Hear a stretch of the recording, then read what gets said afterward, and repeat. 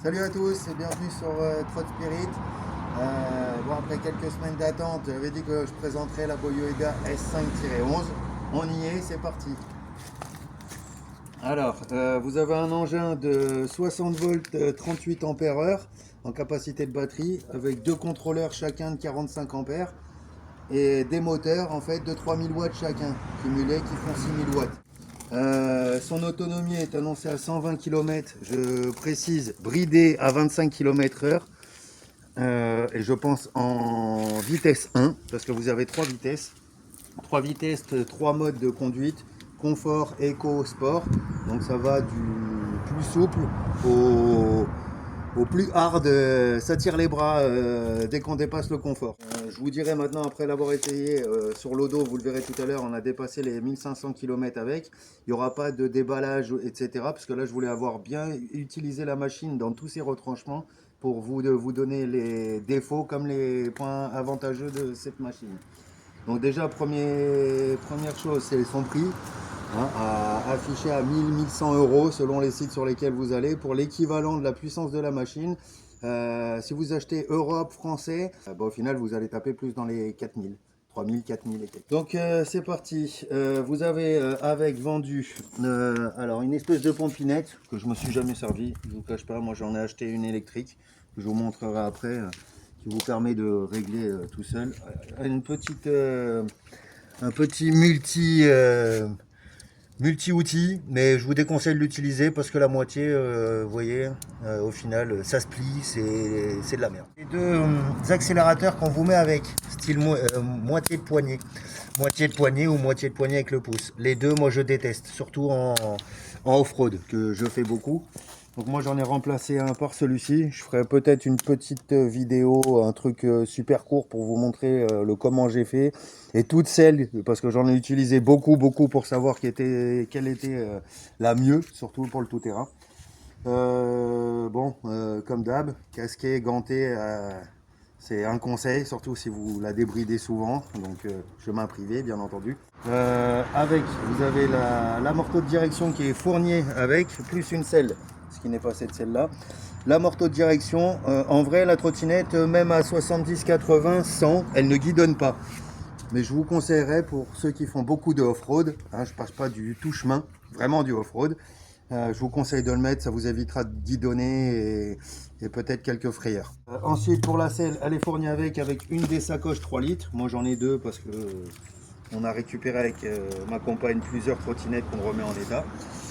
J'ai changé juste l'assise parce que le petit bordel qu'ils vous mettent est grand comme ça et en fait c'est un confort au plus. Moi je déteste être debout sur la trottinette, surtout quand on fait plus de 60 km. On en a plein les pattes au bout d'un moment. Là c'est toujours agréable de pouvoir s'asseoir sur quelque chose de confortable, de moelleux. Voilà. Donc moi je fais partie de la team de ceux qui sont assis. Vous avez des freins hydrauliques de la marque Mafia pour les freins hydrauliques. À l'huile minérale, donc je vous cache pas, ça freine très bien, très costaud. Vous avez deux ports de charge qui se situent ici, donc qui vous permet en 3 à 5 heures en double charge pour recharger la trottinette, ou en monochargeur qui prendra plus de 8 à 10 heures. Bon, pour la face avant, bon, vous avez vu, vous en avez quand même une belle suspension à pression hydraulique. Donc pour l'avoir vraiment essayé dans des grosses côtes, des chemins plutôt cross que tout chemin, j'ai déjà cassé en fait la partie qui est en dessous en fait du garde-boue. Donc il fait vraiment son taf de pare-boue. Mais par contre au niveau des suspensions, si vous prenez des gros sauts, des grosses bosses, je vous cache pas, c'est un petit peu faiblard. Bon, ça c'est pas d'origine, c'est moi qui l'ai rajouté, et de base c'est ceci qu'il y avait dessus. Donc c'est le phare, donc après c'est selon les goûts de tout le monde. Moi j'aimais pas du tout, il éclaire super bien, mais j'aimais pas du tout le style. Donc comme sur la S311, le modèle juste d'avant qui est un peu plus cheap, et bah en fait j'ai rajouté deux yeux dessus. Je trouve que ça lui fait une petite gueule de Transformer. Là. Ça me plaît un peu plus. Donc là c'est pareil, il a fallu que je coupe les câbles, que je les ressoude entre eux à la gaine thermo pour que ça fasse propre et que ça reste étanche. Voilà, voilà. Pour tout ce qui est modif, je pense on a fait tout le tour. J'ai rajouté les rétroviseurs parce que vraiment, sur la route, hein, en agglomération, bah, franchement, je trouve que ça sert beaucoup. Ça sert vraiment beaucoup. Ça évite les mauvaises surprises de dernière minute, hein, et puis voilà. Bon, on va allumer le display. Donc, vous avez le choix soit d'entrer un mot de passe, soit avec un petit badge NFC qui se met sur le côté. Et je ne l'ai pas avec moi, donc je vous montrerai ça plus tard. Mais en soi, c'est en deux. Donc là, je vais mettre mon petit mot de passe. De base, c'est 1, 2, 3, 4. Bon, évidemment, on n'est pas resté là-dessus. Voilà, donc comme je vous ai dit, l'odo, hein, c'est le décompte kilométrique de tout ce qu'on a fait avec la trottinette. On est bien à 1500 km que j'ai fait avec. Donc je vous dirais à peu près entre 600 et 800 de tout terrain et tout chemin. Parce que c'est vraiment ce qui me plaît le plus. Là, vous avez en fait, comme sur le display, en fait, toutes les touches, c'est tout ce qui vous permet de rentrer à l'intérieur en fait de l'écran et de pouvoir paramétrer votre trottinette. Sur le deuxième, là, vous réglez en fait la puissance de la machine, ce que vous allez tirer dans vos contrôleurs. Donc le mode éco, c'est ce qui est économique. Confort, vous verrez que ça vous tirera un peu plus, mais tout en restant en souplesse. Là, je vous dirais que ça vous tire vraiment, vraiment les bras. Ensuite, si vous rentrez dans le M, ça vous permet de vous mettre le trip, donc le kilomètre que vous avez parcouru depuis que vous avez allumé la trottinette. Si vous recliquez dessus, ça vous donne la tension de la batterie. Donc là, moi, je l'ai un peu utilisé déjà. Savoir que quand elle est chargée à fond, on est à 67 volts, 8, voire 68 volts. Et en fait, au lieu de, je vous déconseille en fait de vous fier à cette barre de recharge, mais toujours à votre tension de batterie. Ça vous évitera des mauvaises surprises. Si vous recliquez dessus, c'est ce que vous allez utiliser à chaque fois qu'en fait vous alliez solliciter vos moteurs. Un seul, deux ou trois, on le verra juste après. Mais en gros, si j'accélère en la mettant en béquille, là vous allez voir, voilà, là je tire dessus et ça vous dit à peu près combien de volts vous tirez sur votre batterie. Ça c'est le temps depuis que vous avez allumé la trottinette. Ça c'est les codes erreurs que vous potentiellement vous pourrez avoir si il y a un défaut d'un des éléments en fait de la trottinette. Si vous recliquez dessus, on repasse tout de suite à l'odo. Donc F et B. F et B, c'est quoi? B pour back, F pour front. Parce qu'il faut savoir que cette trottinette, on a la possibilité soit de mettre seulement le moteur avant, soit seulement le moteur arrière, ou les deux moteurs ensemble. D'accord?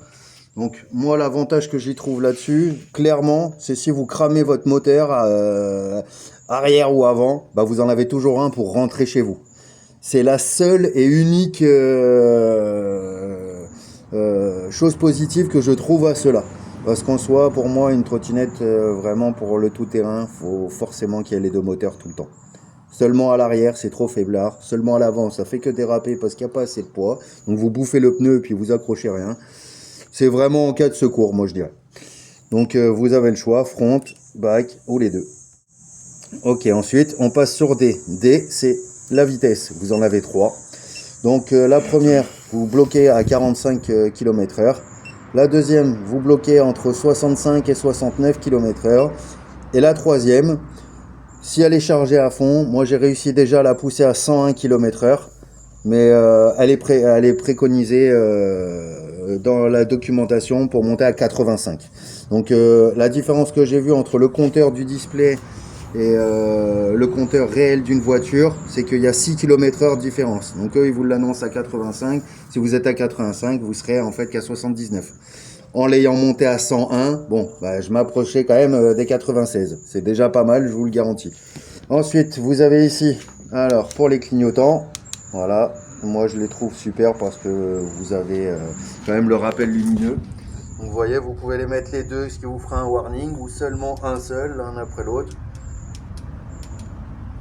Voilà, ils sont très très visibles, je les trouve sympathiques. Vous avez le frein arrière qui est clignotant aussi derrière, qui ne fonctionne qu'avec le frein avant.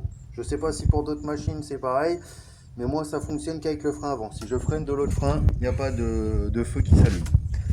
Ensuite, vous avez ce petit klaxon qu'on entend plutôt pas mal. En tout cas, en agglomération, ça a porté ses fruits. Et ensuite, vous avez carrément le feu. Donc moi, comme je vous le rappelle, c'est pas les feux d'origine de la S5, d'accord? C'est un équivalent que j'ai rajouté. À ça, vous voyez le plateau LED, plus qui est la plaque LED devant, plus le plateau LED. Vous avez la possibilité avec une télécommande RGB de pouvoir, comme sur une voiture ou comme les modèles de chambre, pouvoir changer la rapidité et le mode de couleur. Voilà, voilà. On a fait le tour de la Boyou Eda S5-11, donc qui est une superbe machine. Après 1500 km, je suis toujours aussi fan de l'engin, d'accord.